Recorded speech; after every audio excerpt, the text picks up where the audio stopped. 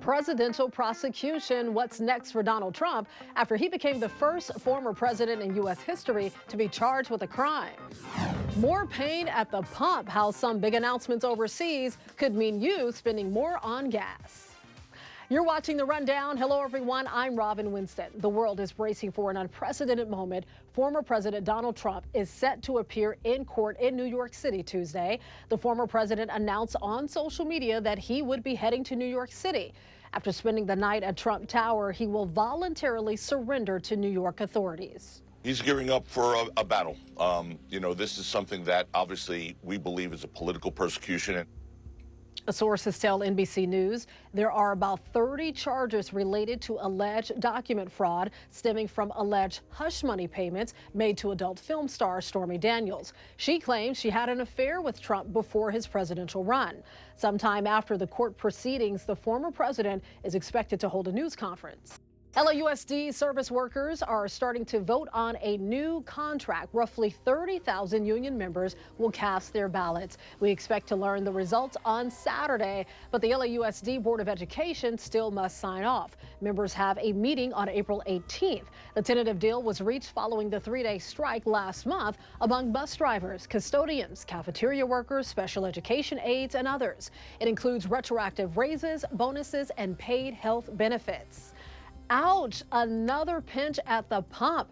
California drivers are already paying almost $5 a gallon to fill up, and now we could be paying even more. Crude oil prices spiked from Sunday into Monday as some oil-producing countries made a surprise announcement saying they will cut production.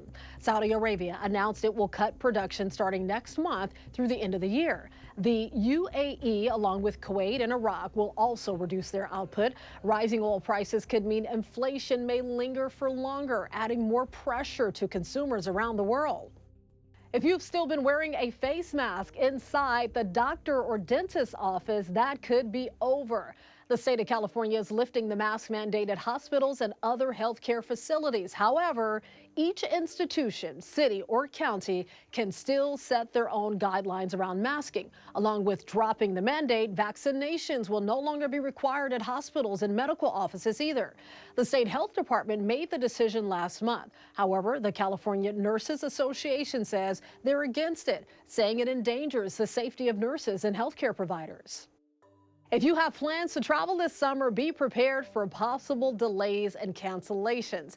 The FAA says staffing shortages are to blame. As a result, the agency is asking major airlines to cut down on the number of flights at some of the nation's busiest airports, as much as 10% reduction in flights for summer.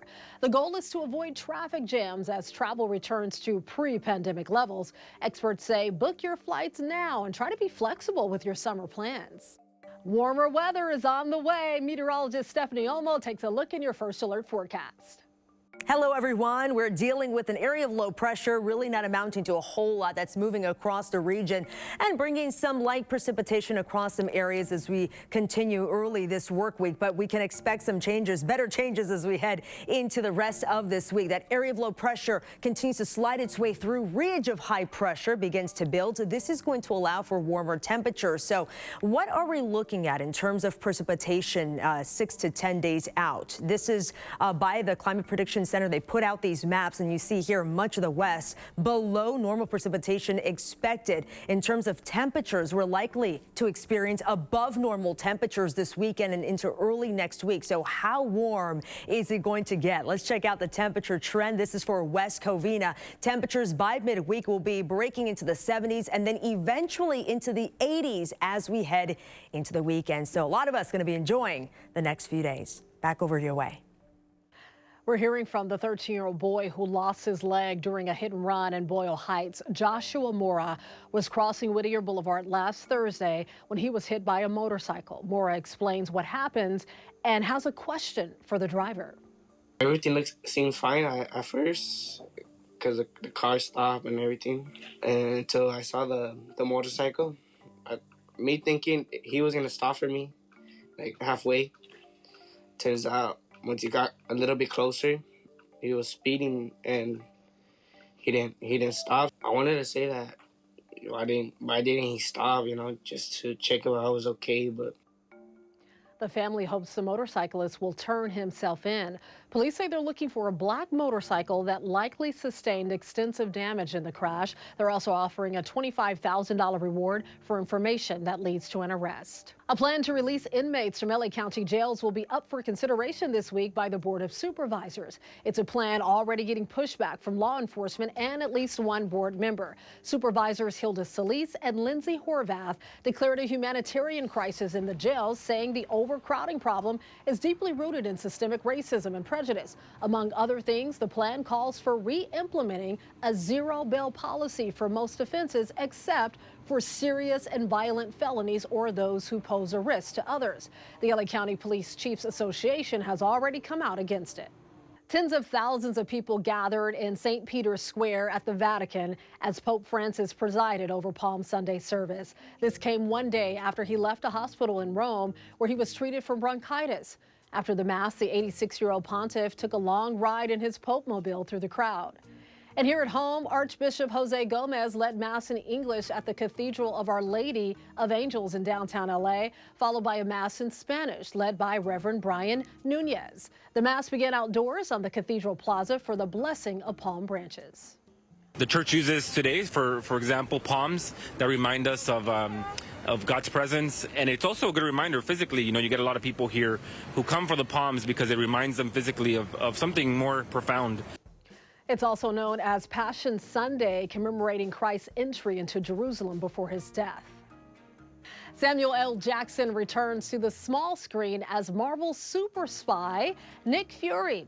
And if there's anyone you want protecting Earth from an invasion of shape-shifting aliens, it's probably Samuel L. Jackson. This war is one I have to fight. Alone.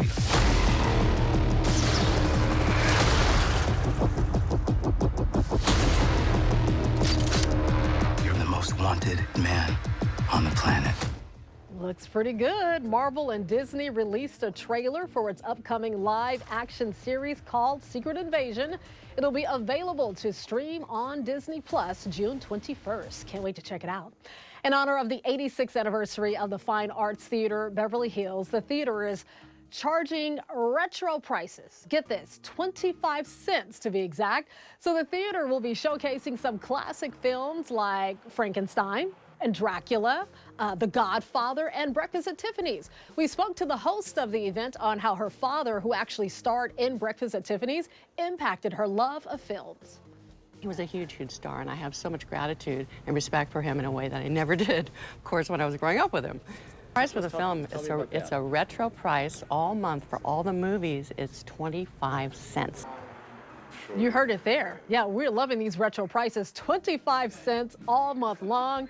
Kiki's father, Buddy Epson, was also originally cast as the Tin Man in The Wizard of Oz, but due to an allergic reaction from the aluminum powder makeup, he was actually taken out. The theater also celebrated his birthday, which would have been his 115th. A special Easter egg hunt in Newport Beach brought some joy for kids who live with disabilities. You guys ready?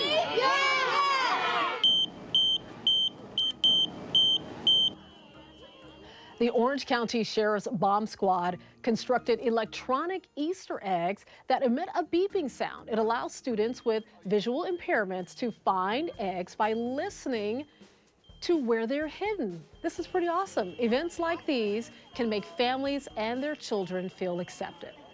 This gives our families that perfectly safe environment for their kids to just be who they are and enjoy the day with zero judgment and in a very inclusive environment. Everybody should have an opportunity to search for eggs, and this gives every child an opportunity to look for eggs even when they're visually impaired. We'd love to help with the community. And the kids are smiling. It looks like they're having a blast. The children who participated in this egg hunt over the weekend are from the Beyond Blindness School in Santa Ana. The Associated Press is reporting WWE and UFC have reached a deal to combine into a $21 billion company. This comes after World Wrestling Entertainment hosted the biggest crowd in SoFi Stadium's history, more than 81,000 fans for WrestleMania. As photojournalist Alex Vasquez illustrates, those fans got to see quite the show. I'm here to see Bianca Belair. Cody Rhodes. I'm going to say Edge. I'm here to see Brock Lesnar and Bianca Belair. Welcome to WrestleMania! Passion, love of wrestling. WrestleMania 2023! Oh, man! WrestleMania is about just being here with some of the greatest people in the world. Once in a lifetime opportunity. I'm here to see the superstars battle it out on the grandest stage of them all, at the grandest city of them all. How could we miss this? Well, it's our 18th birthday. Why not bring her here? You know what I mean? It's awesome event. Let's do it. Since we were children, we've always been into WWF and then WWE. It's all about wrestling. It's all about having a good time, family moments, memories. I can't wait for the Oscar, for Roman Reigns, Cody Rhodes, main event. We just can't wait. We're so excited. I'm just obsessed now, so I'm super excited to be here. It was so good. It was the best match.